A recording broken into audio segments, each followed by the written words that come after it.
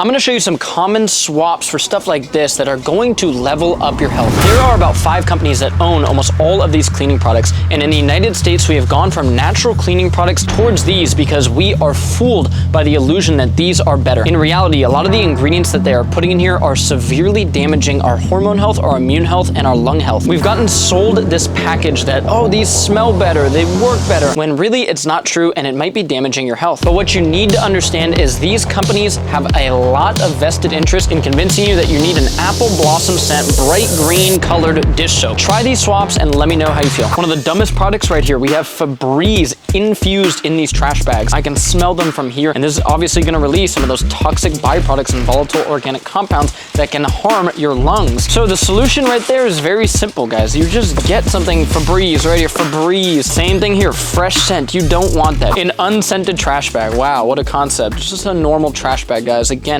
this is how you can reduce your exposure to some of these toxic compounds. Here we have a product that I would not use in my dishwasher. This contains fragrances, which on the side of this it says contains fragrances, allergens. You're basically melting this in your dishwasher and then spraying this long list of chemicals onto your dishes. Here's what I would get instead. Right here we have a dishwasher detergent that uses plant-derived fragrances. It's not tested on animals. This is something that I would use in my dishwasher instead of what I just showed you. Another way these toxic compounds find their way into our bodies through washing your clothes with something like this. A slight residue is left on your clothing, and when you wear that clothing, it is absorbed by the skin. I use something else for my laundry at home, and I'll show you right now. It's also way cheaper than this. This is distilled white vinegar, which is 5% acetic acid. This acetic acid helps break down dirt, grime, oils, and bacteria. People have used vinegar for cleaning forever. Go ask your grandma about vinegar. She probably knows that it's really good for cleaning. Another cool thing you can do is take your shower head. It probably has a bunch of grime in it. You should be using an organic Jaguar shower filter, code Santa Cruz, but you can put that shower head in a plastic bag or a bowl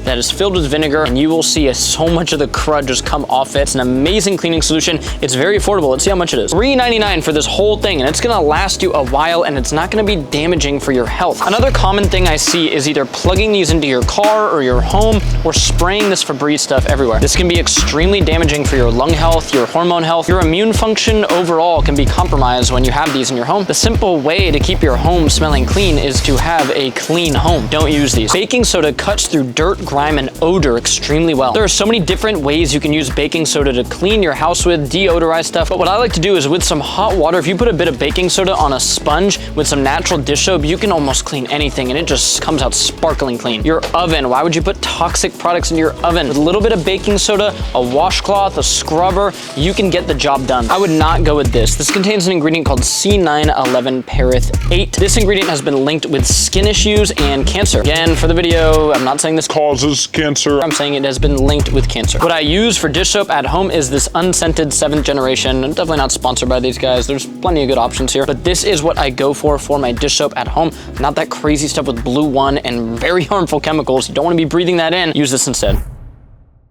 When we look at some of the data on cleaning products, it's pretty wild. You have to realize you are inhaling the fumes that come off of those cleaning products. If you use them in your car, in your home, if you're using them on your dishes, it's gonna mix with hot water, and basically you're going to be inhaling that steam that's coming off of your dish soap. Many common products such as dishwashing detergents have been connected with serious health issues. And now people that are really, against this type of rhetoric will say, well, you wash all that soap off. Of course you're not consuming the soap. And yeah, obviously you're not consuming Windex or your common liquid dish detergent, but you do consume micro amounts of that. If something is extremely toxic at a high dose, why would you want to choose a product that you might be ingesting a small amount of? Look at this video. I mean, this is a GoPro in a dishwasher. I'm sorry, a lot of the dishwashers just don't work that well. Sometimes you can even grab a dish at a friend's house and it will smell like detergent, like soap. Now, is this something I'm in a panic about when I go out to eat? Am I smelling the plates and no, guys, it is what it is. But in your home,